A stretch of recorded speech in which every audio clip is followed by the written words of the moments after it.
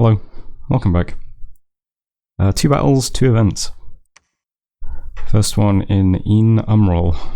This was my new squad, led by the Mouth, and 2 crossbows and heavy infantry.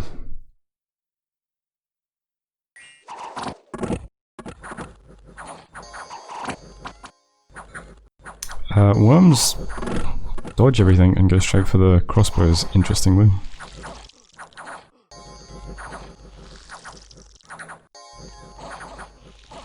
And we lose our front line. Not good. Also, the light infantry never rout for some reason. So, kind of awkward. Not good.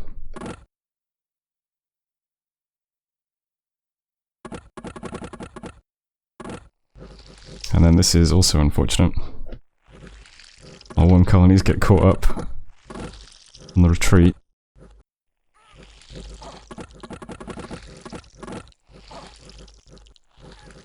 Pretty bad all around. Lost almost everything. The only saving grace is that we kept the commander alive and killed all of their commanders, so we can just take this province now. But that went pretty badly, unfortunately. Next was Holoma. This was attacking the empty province with my assassin, and they all were out. So there's that at least. In Korean, the redweed has spread there. So this is the normal event you get.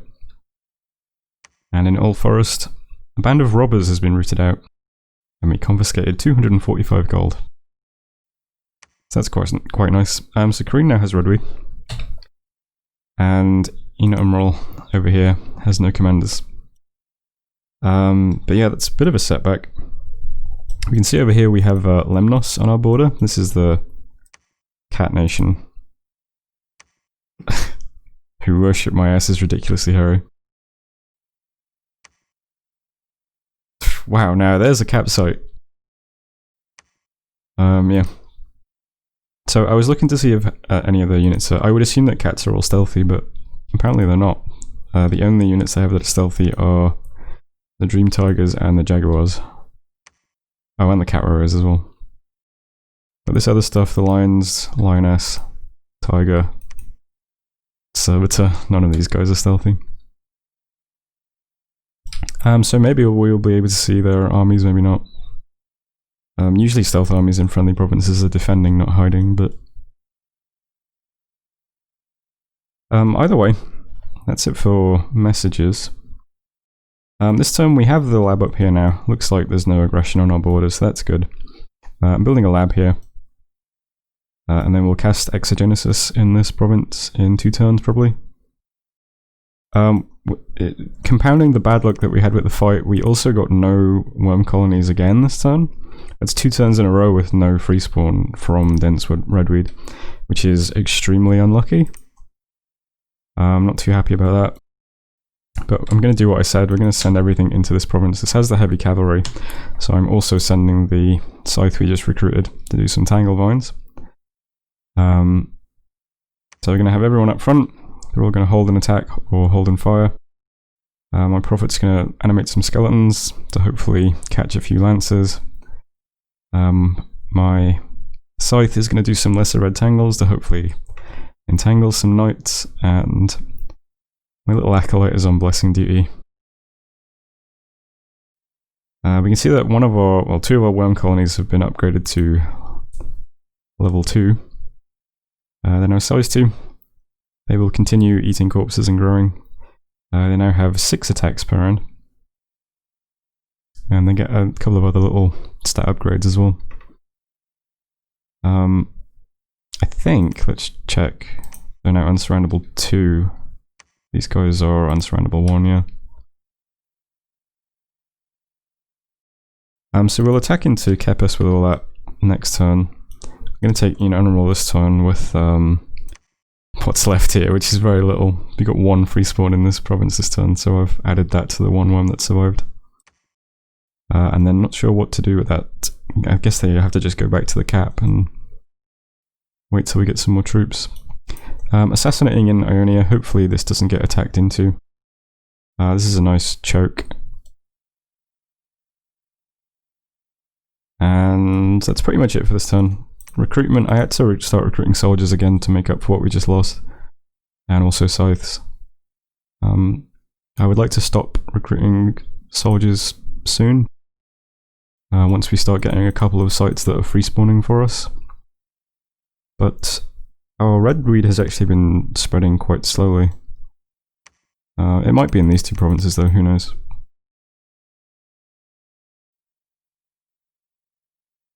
And I think that's it for this turn. So that's how things look. I'll go and send a message to Lemnos now, say hello. Let's see, it's turn 7. We have 1, 2, 3, 4, 5, 6, 7 provinces. It could be better. We need to kind of step up for the last part of this year, I think. But really bad luck getting no free spawn.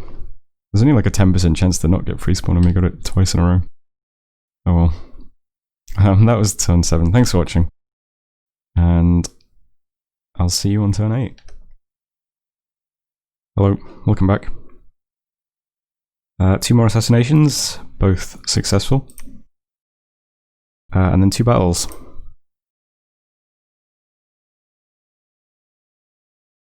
So this was into heavy cavalry. Turns out it's quite a small province though.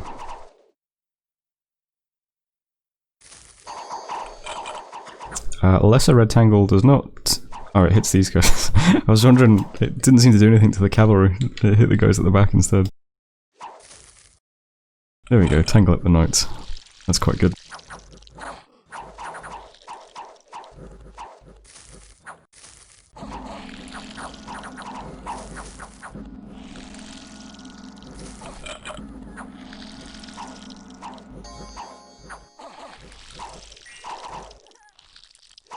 Lots of sliming and entangling. So that went well. We did lose 3 militia, which is fine. And unfortunately we lost a redworm colony as well. I think that might be the first one we've lost other than that dreadful second expansion attempt. So there we go. Not too bad. Also had a battle in Ina Umbral. Taking the province that had no commander, and fortunately enough, that went successfully. So we got 2 provinces this turn at least. Old Forest, Redweed has spread, and in Hipper we got 10 province defense. So that's right on my border with Cassius, that's quite nice, up to 15 defense here. Shame it's all trash, but it's a thought that counts. We can see another neighbour now, we've got Man here. I said hello to Man on the Discord. Also got a response from the cat, Lemnos. So I'll put that up on the screen. Expansion's pretty typical. Doing a few little changes. Let's go over all these things. First of all, I'm splitting up the Prophet army. You can see all of my worm colonies now are level 2. These guys eat more corpses, twice as many, because they're twice as big. So they tend to level up a bit faster. You can see that these new ones are on 12 hit points and these big ones are on 20 hit points already. So they're growing quite nicely.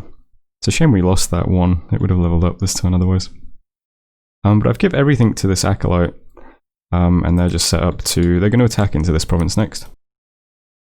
Just got all the units at the front, worms at the back. That should be fine. I can't imagine there'll be any problems with that. That leaves my Prophet free. My Prophet's going to do a bit of site searching, I think. We have no gem income, really. I'd like some nature gems and some pearls. But I'll settle for... It seems like he's most likely to find death sites. I'll settle for some death gems. He's going to move over to Robberhome. He's going to cast Exogenesis, which we'll see next turn. And then he's going to start looking for death sites. And my assassin here is going to start researching. I should probably just have this guy researching, because searching for N1 is going to happen with this guy anyway. Now then again, it's probably better to get it sooner rather than later, isn't it? So we'll start searching with this guy. Attack into Chibia. Over here, I can't imagine that there are this many commanders left, so I'm going to assassinate again, but I'm going to have this guy set to attack as well. So hopefully that goes fine. Just in case, he's set to retreat after, let's say, 2 turns. Just in case there is a commander here after all. So we'll try and take this province this turn as well. And this disastrous second force is heading home. We've got another acolyte to pick up some troops. We do have some stuff in the garrison there. I'm recruiting 1 more soldier, that's all I could afford. Also recruiting our first adept. That isn't our prophet. So I'll start getting some adepts out. Hopefully he's got some... N3 would be nice, S3 would be nice to go site searching. We do have a national hero that has N3, S3. And it would be nice to get him next turn and use him to site search instead.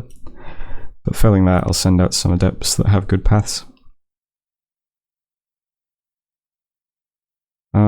This farmland's quite nice. I only just noticed that it's completely locked off, so if we take Ionia and we have this province, the only other way into here is through the throne, so this is ours.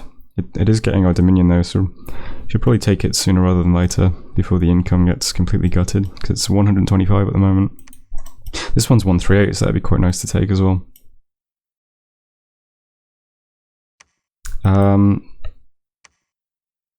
If I take Chibia, I guess I'll continue up this way, lock in this province, try and get some of these farmlands if they're still left. And looks like the expansion phase of the game is rapidly drawing to a close. Yep, and that's it for this turn. Only other thing of note is over here I'm recruiting a Woodhenge Druid. We don't need the nature. It's kind of expensive, but it is a researcher we can have out. Since we are, we don't have anyone researching still other than these guys. Still on 46 RP per month. That's it for this turn. So I'll end it there. Thanks for watching, that was turn 8. I'll see you for turn 9 and the end of the video. Hello, welcome back. This is my 3rd time recording this turn. Keep having technical issues. So let's hope it goes well this time. Research! I just hit enchantment 3, I can do raise skeletons. My prophet can do that, which is nice. Targets are still the same, and it's going to change depending on what happens, but if nothing changes, I'm going to try and get bedfellows and globals. Successfully assassinated the remaining commanders in Ionia, and found no sites in Rotherhome. Attacked into Chibia with our big blob of units plus some level 2 worm colonies. That goes okay. It goes right actually, we'd lost nothing with the province. Ionia next. This was the province we had assassinated. Everything routes.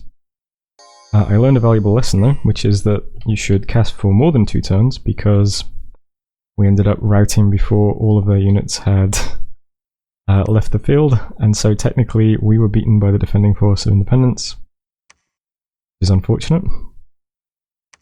In Kareen, Redweed has swallowed up most of Kareen. Means we've got dense Redweed there now. And in Hipa, Dominion +3 from a festival. Festival was held in honor of Homeworking Business Solutions. So that's nice. Hipa, 15 province events and 6 white candles now. Very nice.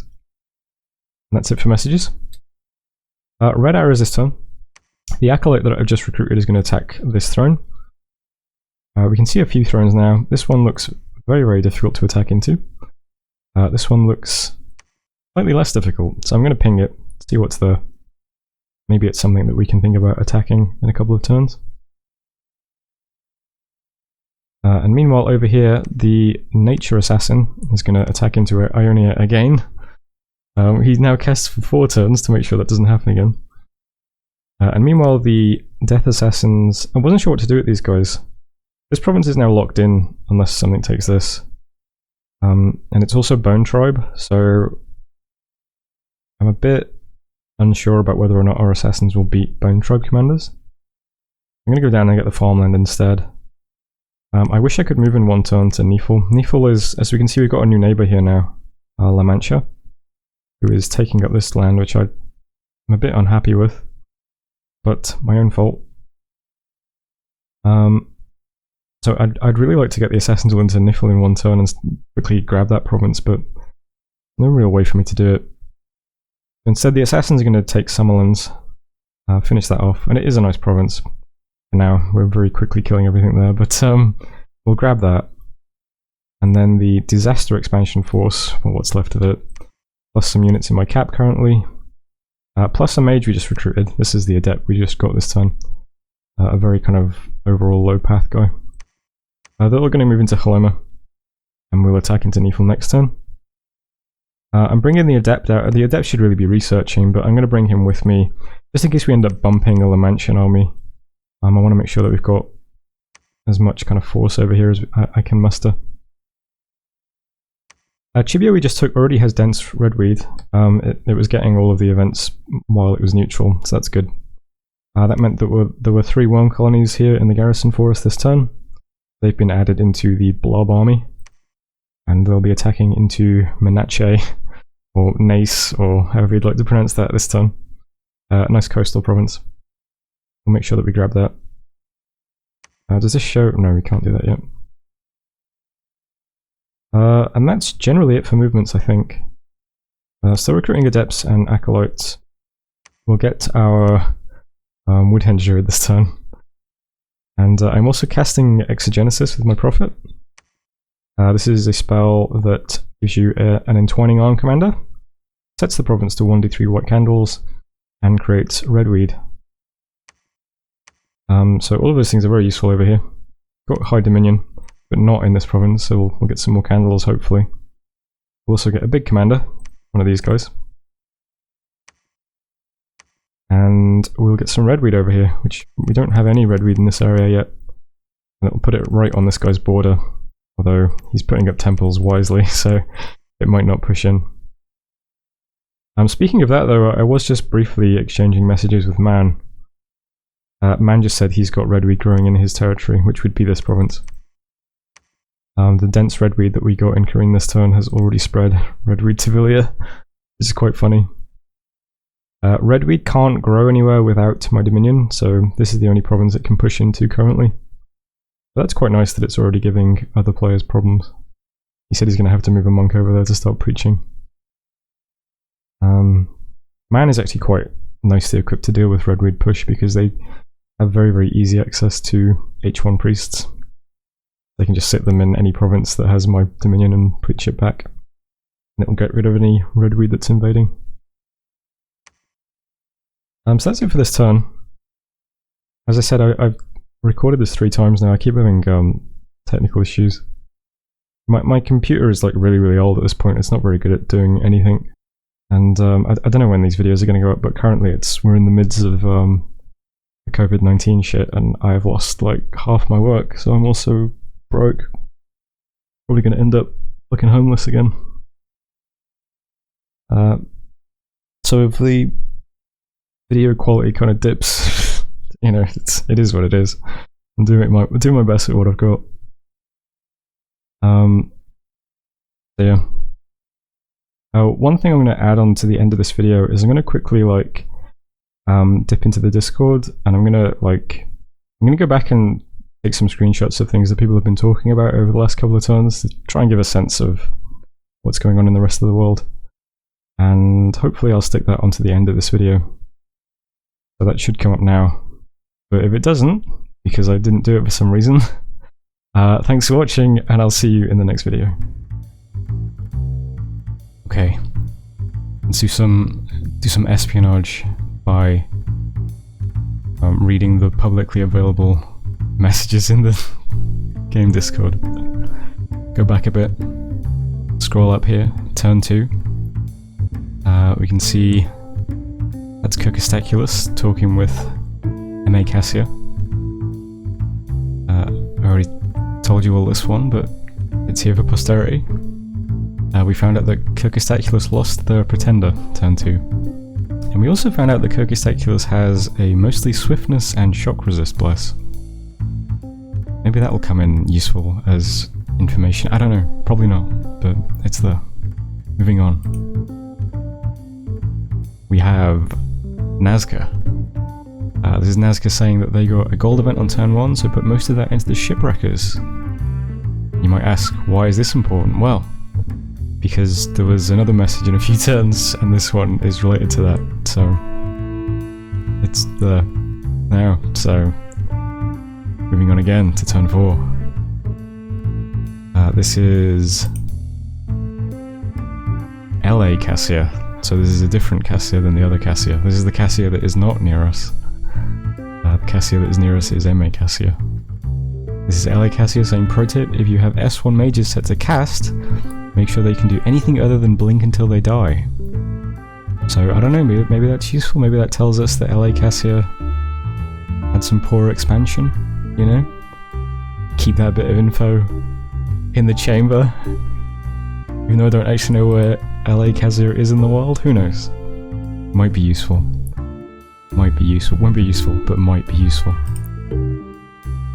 Next, also turn 4. You see purple 69, that is MA Cassia, so not to be confused with the this is MA Cassia saying, my main feedback so far is that Sob, why are my only expansion options at this point heavy cav and more heavy cav? Again, I think I referenced this in the turn video. Might be useful to know. Might be useful to know that our closest neighbour might have had some poor expansion. Maybe we should think about scouting out just how poor that was. Maybe it will even be poorer than our own expansion, you know? Stranger things have happened in Games of Dominions. Moving on again. We get... I should have looked up who these players were before I started recording this. It's DM Dracat. Okay guys, you know that nation, DM Dracat. This is DM Dracat talking about their expansion. Looks like they get into groups with some sacred poison drakes that appear to be, I don't know, killing their own units with poison maybe? It's hard to say. That's what it looks like though. Maybe this is another player with poor expansion, you know? Something to keep in mind. Let's move on now to, also on turn 6. See, there's Nazca expanding well. People are going, whoa, look at that. And yeah, he's got underwater provinces as well.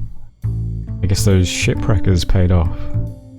Anyone paying close attention to the Discord might have been able to... Actually, I don't know what this is. I don't know, this isn't very important. I don't even know where Nazca is, but you know, that's... We can also see that our neighbour that we really can see, Lemnos, cats, they kill a lot of things but also die a lot. So again, you know, this is... Guys, I'm going to level with you. I'm not sure if I'm really learning much by going through the Discord, but you know, I thought it might be important anyway, just for, you know, context, for, you know, so that you know what's going on in the rest of the world. I soak up all this information. It doesn't mean much to me, but I'm an idiot and I'm bad at this game, so maybe you can appreciate this this great intel that I'm putting. I'm moving on now to turn 7. Gotta love it when I get a province income plus 50 event. This is also from Purple 69. Also our neighbour. Might have had weak expansion, now seems like he has very rich provinces. I don't know guys, maybe this is... maybe we should think about attacking Purple 69 next. Maybe that's what I'm getting out of this intel. Who knows? Who knows? I'm going to put up now some final things from around this turn. This is turn 9, so around this time I've been sending some messages to some of my closest neighbours. So MA Kazia first of all asks, how's it going on your side of the world? He asks, in battle data or in general? Well, I found La Mancha, Selenia and Gerudo feeling kind of cramped to my north. So now we know some of MA Kazia's neighbours. Next to La Mancha. I also said, hi, looks like we're neighbours in battle data. You're very close to my cap, to which he responds, I'm close to a lot of people's cap. So now we know that this is a cramped map, which we already knew because I've sent that message to every other person, including Glennos, who I ask, how's it going your side of the world? He says, cat attrition a lot expanding. and EA Nazca and LA Kazia are starting to hem me in. Again, we also kind of know this from our sleuthing in the Discord. So that's a picture of where we're up to in the game from other people's perspective. That's a picture of all this rich intel that I've managed to sleuth out and secure from the hostile territory of the Discord. I hope you appreciate the risk that I'm taking to bring this to you. It was difficult, but you know, I feel like it's worth it for the the great art that I'm gonna stop recording now. This is okay. Thanks for watching, guys. That was turn 9, and then it was this thing. Hope you enjoyed it, and I'll see you on turn 10 in the next video.